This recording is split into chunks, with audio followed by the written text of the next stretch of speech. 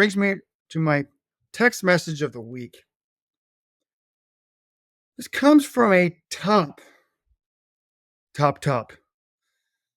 NCAA coach.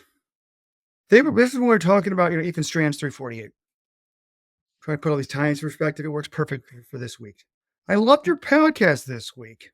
All this hype is cool.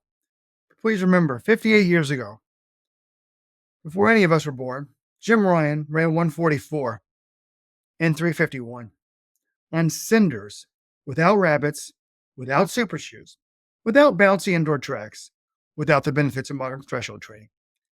As a 19-year-old college freshman. Don't let people forget that. What would that performance be worth today? And by the way, this coach's name is not Chris Miltenberg. This is the best part about the coach because they're self-effacing. Chris Miltenberg is coaching that guy, meaning Jim Ryun, with Supershoes on the Boston track today. What does he run? I'm not trying to be ridiculous, but I would say sub 345 for sure. Maybe 342. Incredible text. And it's an honor to have these people listening to us, John. And I was pumped for about 12 hours. Then I realized, wait a minute. Is this person a supporters club member? They make bank their university. Shouldn't they at least throw us $100 a year to join the supporters club? Come on, college coaches. Expense it while you still have an expense account. NIL money, it's all going away. So blow your final 100 on us. Join the supporters club today. Let's run.com/subscribe. I did think the text was interesting though, because I'm like, oh, that does sound. He's like, not to be ridiculous, sub 345, but the more I think about it, like the shoes and track alone are going to be worth, he was running on like dirt or cinders back then, so that's like 5 seconds or so, and then you add in like modern training techniques and that sort of stuff. Like the 342, it sounds ridiculous, but people do need to realize how insane Jim Ryun talent was. He ran the world record in the mile at age 19.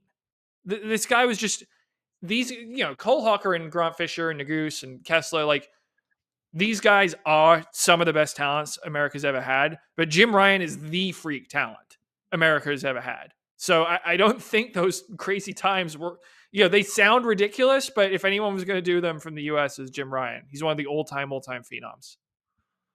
Look, if Nuguse has run 343, I think Ryun's running 342, definitely. But he never won the Olympics. Got beat by these other guys in that era. Well, he got beat by a Kenyan at 8,600 feet in Mexico City. So he was running at a bit of a disadvantage there, then. And he tripped in his other Olympics. Or I guess the first one he was 17. So, well, John, 18-year-old Cam Myers was within, I think, under 0.5 of the old world record and less than a second behind Nuguse here. So Cam Myers is a freak talent. And I think the natural comparison, whenever I think of Cam Myers, and this is we're fortunate to have guys like Cam Myers and Niels Laros and Jakob Ingebrigtsen all in the sport at the same time because they're fantastic athletes. They're fun to watch. But I do feel kind of bad because my first instinct when someone runs like that, I'm like, okay, wow, 18-year-old just ran 347. That's amazing. And then my second instinct is, how does that compare to what Laros and Ingebrigtsen ran at the same age? So I actually have looked at it. Cam Myers turns 19 in June. His PBs are, let's just stick to the 1500 because his 3K and 800, the other guys just didn't run him as much. Like Laros has the best 800 by far of any of those guys. He ran 144 at age 18. And Myers has the best 3K by far because the other guys didn't really race it. He ran 733. But if we're talking 1500 mile, Myers has run 347.48, which converts to 330.63 using our 1.08 conversion. Niels Laros' PBs when he turned 19, 331.25 in the 1500, which is a bit slower, half a second slower. And Jakob's PB was 330.16, which is half a second faster. So they're all in the same ballpark there.